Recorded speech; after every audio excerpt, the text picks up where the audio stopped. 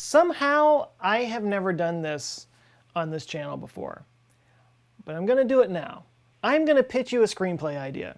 Many of you may know I have a background in film, screenwriting specifically, but I've got this idea for a movie. It's been floating around for a while. Thought I would share it with you. I think it's kind of great. All right, here it goes. Okay, it's about a teenage boy who discovers that Bigfoot is real, and he's one of them. He transforms into a Sasquatch under a full moon, just like a werewolf, right? And the title, Werefoot. I know this is basically a punchline so far, but seriously, hear me out, it gets better. Okay, so the kid grows up in, let's say, the Pacific Northwest. That's kind of a squatchy area.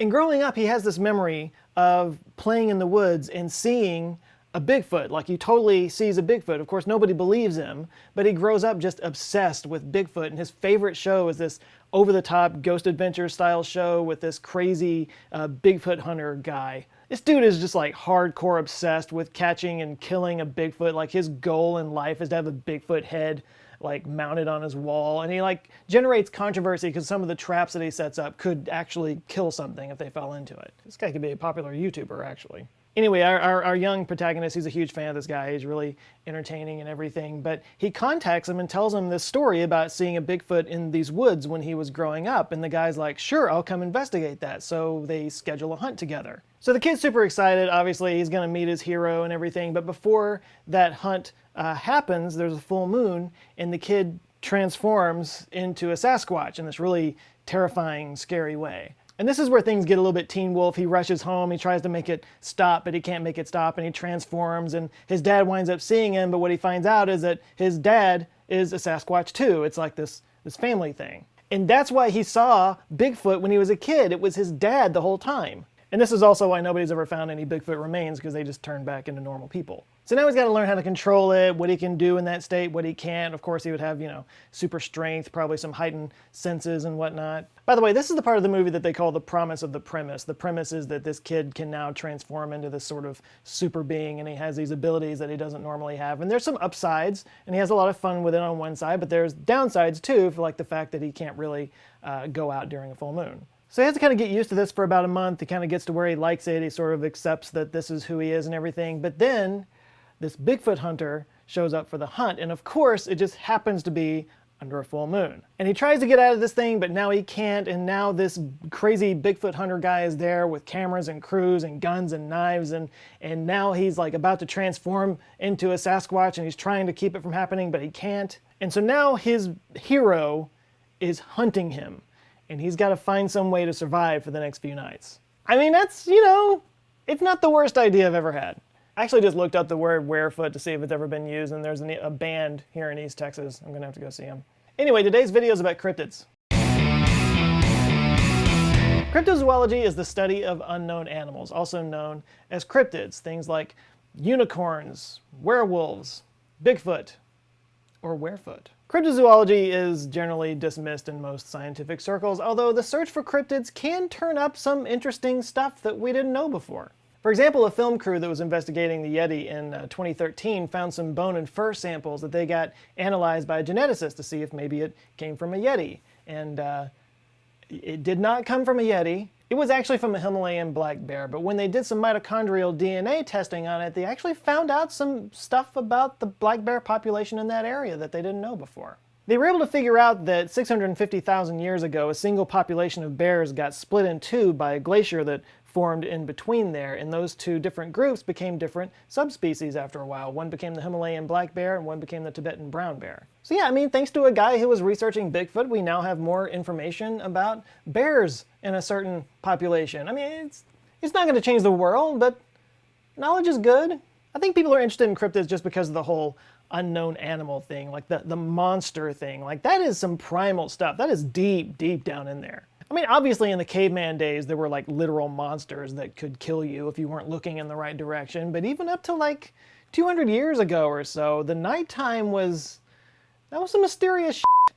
I mean, before we had electric light, you pretty much couldn't do anything in the nighttime. I mean, especially if there wasn't a full moon, it was just completely dark out, and there could be anything in those woods. I mean, like even today, I have family that lives out in the country, and whenever I go out there and see them, I, look out into the woods, and I mean, what was that? I just saw something. What was that? So it's really no surprise that our stories and our fables are littered with dragons and unicorns and elves. And stories spread wildly about the Sasquatch and lake monsters and the Kraken. These creatures are usually misidentified in some way, but, and this happens more often than you think, sometimes they turn out to be real. Like the platypus or the gorilla or the Kraken. I mean, giant squid. And these are just a few of the monsters that turned out to actually be real. So there's plenty of potential for some of these other cryptids out there to actually be out there somewhere. And here's 5 of the most likely ones. The Orang Pendek. The Orang Pin Deck is a human-like primate that's thought to be found in Sumatra, specifically in the Carinis National Park, according to people who have seen it. Orang Pin Deck in the Indonesian language stands for short person, and it's thought to be around 2.5 to 5 feet tall. It's covered in golden brown or gray hair, and it walks upright on 2 legs just like a person, and the kicker is apparently it has a very human-like face. There's a possibility that this is simply an orangutan, but most orangutans use their arms when they walk, and also none of them have been spotted in this particular national park where the Orang Pendek is thought to be. But still, very recently, a new orangutan species was discovered on Sumatra. It's called the Tapanuli, and it was discovered near Lake Toba, so it's not impossible to think that there's another rarer species of orangutan out there that walks upright, looks a little bit like us. It's possible. The Nunda. A gray cat the size of a donkey is rumored to be found in Tanzania in East Africa. The first recorded mention of it was from a Swahili song in the year 1150, so this goes way back. The Nunda, or the Ngwe, as it's called in the Swahili language, is thought to have big, huge, giant claws and be super scary and, kill people. It's been described by witnesses as having brindled fur and having claws on their paws the size of lions, and it supposedly never roars, but it does purr. But yeah, it was blamed for several attacks on people in the 1920s because some of the bodies were found with gray hair clutched in their hands, meaning that they might have tried to fight off this thing, and they think that gray hair came from the Nunda. But was it purring during the attack? Naughty Nunda. There's also the possibility that it's just a hybrid offspring or a subspecies of tigers or leopards or something like that. Some cryptozoologists, though, think it might just be an abnormal version of the African golden cat, the Prophilus aurata. The Dobhar-chú.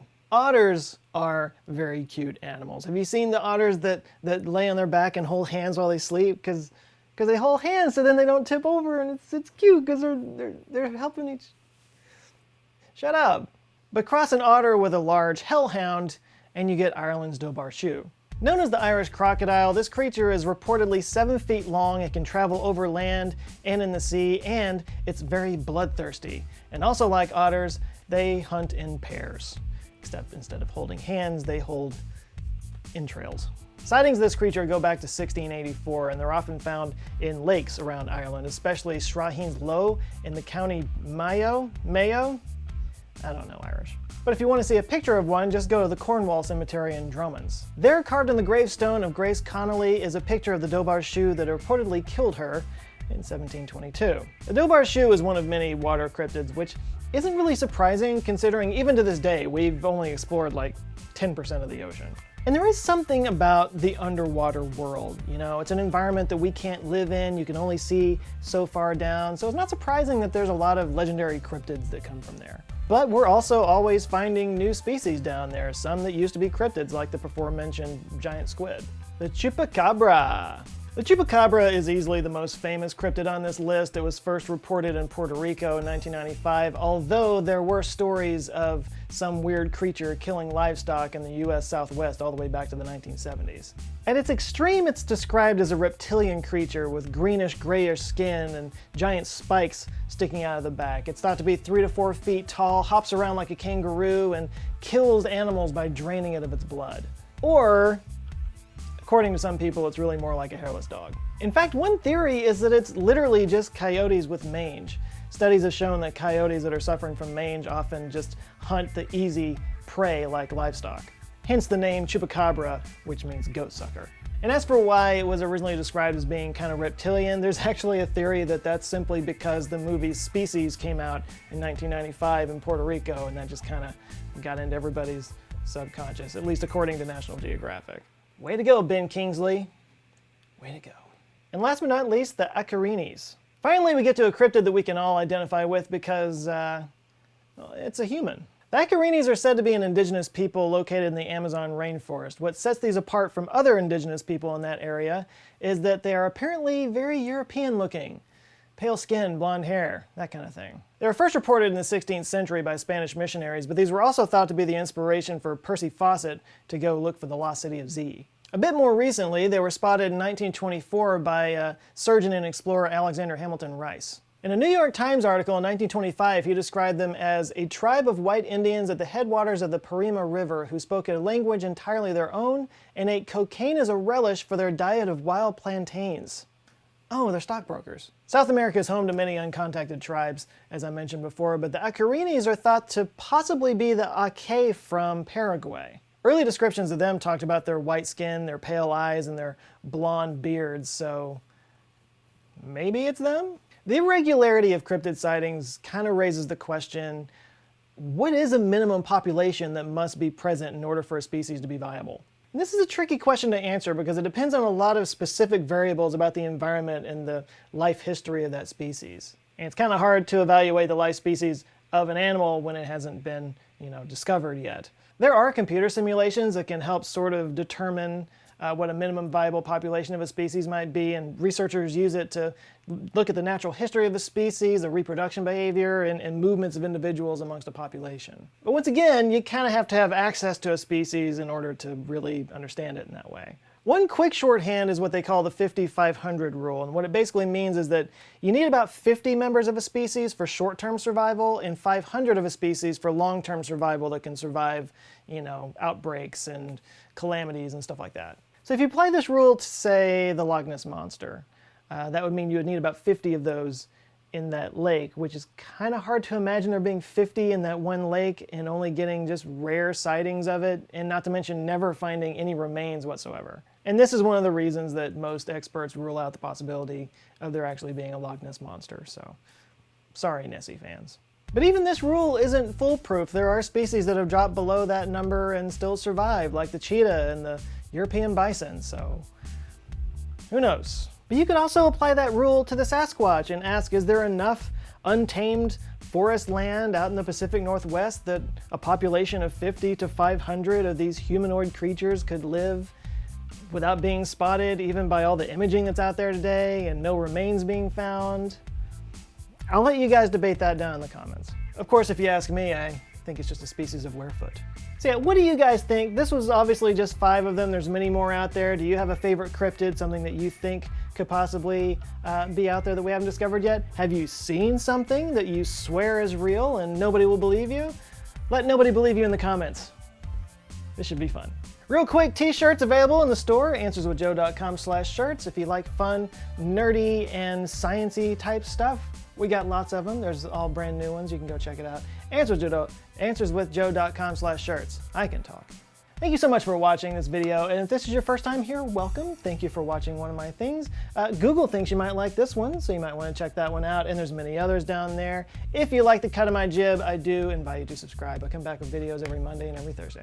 All right, that's it for now. Thanks again for watching. You guys go out now, have an eye-opening rest of the week, and I'll see you on Monday. Love you guys. Take care.